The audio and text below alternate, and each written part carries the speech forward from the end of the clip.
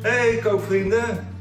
Een voedseldroger of een food hydrator is een perfect apparaat als je voedsel wil conserveren en langer wil bewaren.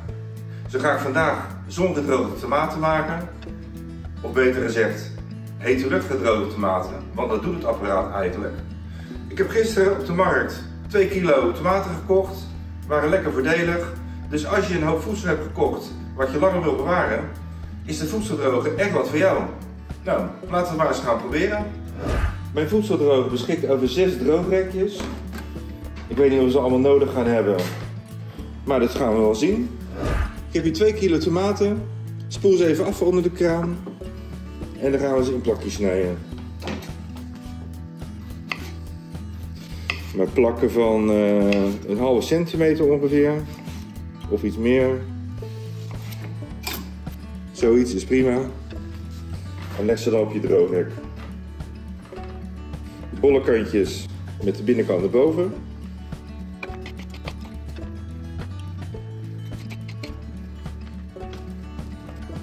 Bestrooi dan de tomaat met zout.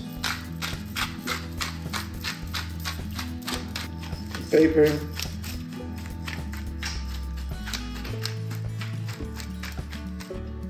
En een beetje oregano.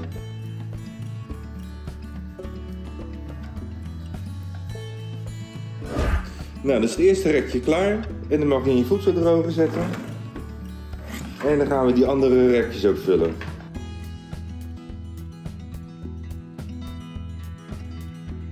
Alle rekjes zijn gevuld, zoals je ziet.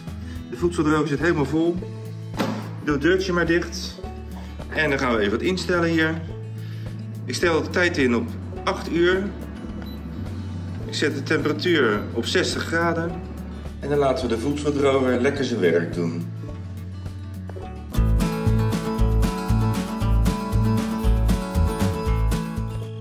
Die tomaten hebben er nu 8 uur in gezeten. En het zijn mooie gedroogde tomaten geworden, zoals je ziet. Je zou ze nu al zo kunnen eten. Ja, en dat ga ik zeker even proberen. Nou, de smaak echt wel heel erg lekker. Echt een hele intense tomatensmaak. Je proeft goed dat gedroogde ervan. Maar ik ga de tomaten om ze nog langer te bewaren wel conserveren in een pot met olijfolie. Ja, dan heb je echt een potje met zongedroogde tomaten of luchtgedroogde tomaten. Om de tomaten verder te conserveren neem je een schone gesteriliseerde jampot. Een werkpot kan ook. Op de bodem van de jampot rits ik wat naaldjes van een takje rozemarijn. Leg op de bodem ook wat verse blaadjes basilicum. Doe wat peperkorrels erbij. Je zou er wat zout erbij kunnen doen, maar ik vond de tomaten zoutig genoeg. Dus dat laat ik zo. En ik doe er nog wat gedroogde oregano doe ik erbij. Nou, dan kan je al die tomaten in je potje gaan doen. Nou, ik heb nog veel meer tomaten, dus er zullen wel 2 potjes worden. Dan vul je die pot verder met olijfolie, extra vergine. En als dan straks die tomaten op zijn, dan hoef je die olijfolie ook niet weg te doen. Die kan je gewoon hergebruiken. Dat is dan lekkere kruidige olijfolie geworden. Schroef je de deksel erop. En klaar is je potje zongedroogde tomaten. Nou, zo gaat het dus. Om zo'n lekkere pot zelfgemaakte biologische zongedroogde tomaten te maken. Als je het zelf eens wilt proberen, zo'n voedseldroger of een food hydrator kun je vinden op souvidekenner.nl.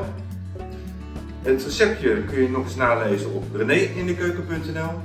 Geef een duimpje omhoog onder mijn video. Abonneer je natuurlijk. En laat een reactie achter. En als je nou al geabonneerd bent, zet dan even dat belletje aan. Want dan zie je vanzelf wanneer er weer een nieuwe video aankomt van mij. Ik zou zeggen tot de volgende keer. Kook ze!